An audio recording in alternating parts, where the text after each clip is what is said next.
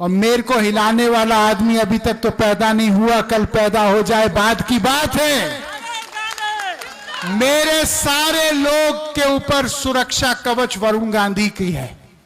जब तक यहां पे सीने में दम है, कोई आदमी या महिला यहां अकेले नहीं है।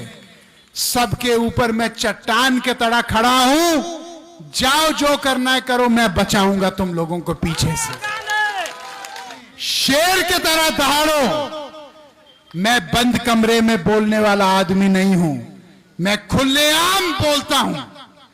और जो इस देश को प्यार करता है, जिसके गिरेबान में कोई चोर नहीं होता, वो राष्ट्रवादी भी है और वो वरुणवादी भी है। क्या तुम इस देश को बचाने के लिए अपना लहू बहा सकते हो? तो फिर डरने की क्या बात है? शेर बनो। पीलीभीत का आदमी जहां पैर चल के बोले तो देश में सिंहासन डोले।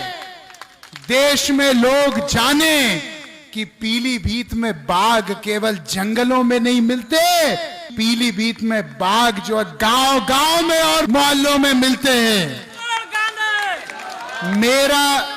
मेरा दाव, मेरा चाबुक अपने सम्मान में चले या ना चले, जिस दिन आपके मान सम्मान पे आंच आए, उस दिन चाबुक क्या सारा कुछ चला देंगे, चिंता मत करिए।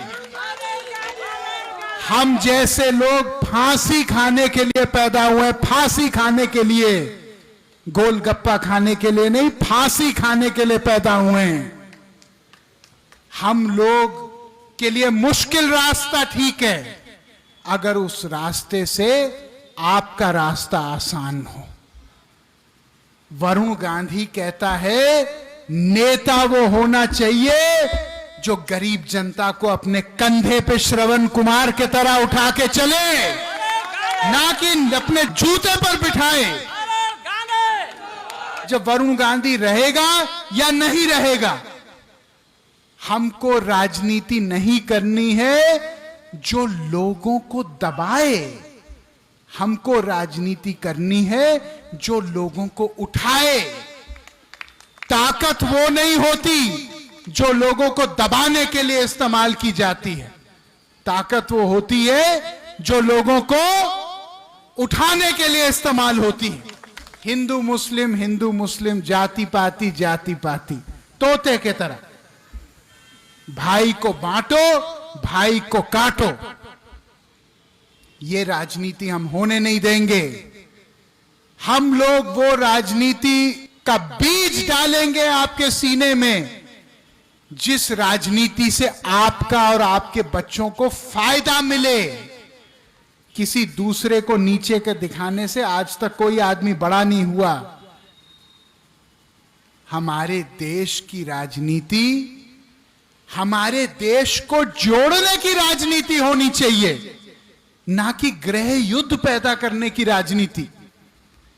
मैं ना कांग्रेस के खिलाफ हूं, ना पंडित नेहरू के खिलाफ हूं। उसी सोच से पल बढ़ के मैं आजादी के लड़ाई में आया। लेकिन जब केंद्रीकरण की राक्षसी ताकत इतनी बढ़ जाती है कि आम आदमी उस ताकत से दूर हो जाता है, तो कभी भी देश का गरीब आदमी अपने जंजीरें नहीं तोड़ सकता।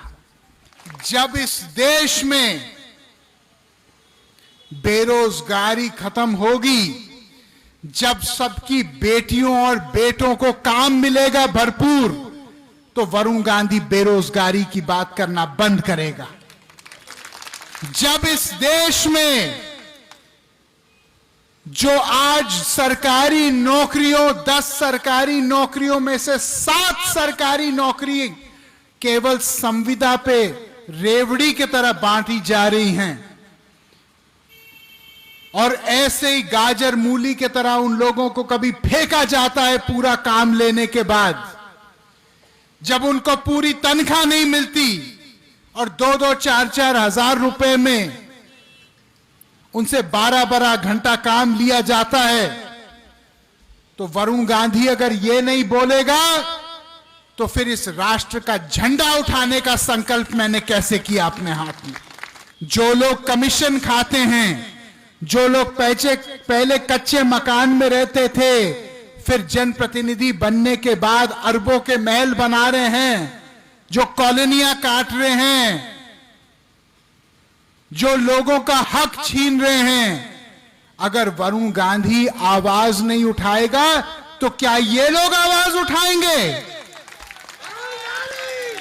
मैं राजनीति में इसलिए नहीं आया क्योंकि राजनीति एक पेशा है, ना मैं राजनीति में कुछ बनने आया। मैं राजनीति में आया तो इस मिट्टी की खुशबू जो मुझे लगती है, इसका मान सम्मान बढ़ाने के लिए मैं आया हूं। मैं इसलिए आया हूं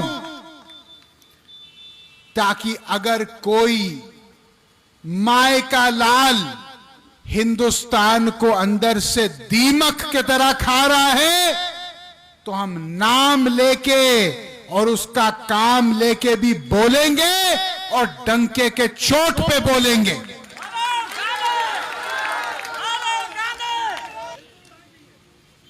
भाइयों, जब मैं राजनीति में आया तो मैं एक शंकराचार्य महाराज के पास गया। मैंने उनके चरण छुए। मैंने कहा, महाराज कुछ हमको ऐसा बताइए कि आजीवन हम लोग इसको गांठ बांध करके अपनी राजनीति का नींव बनाएं। उन्होंने केवल 2 लाइनें बोली।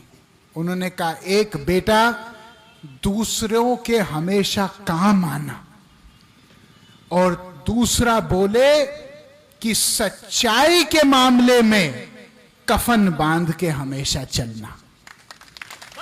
उन्होंने कहा कि तुमको मैं आशीर्वाद इसलिए नहीं दे रहा हूं कि तुम एक सांसद, मंत्री ये सब बनो।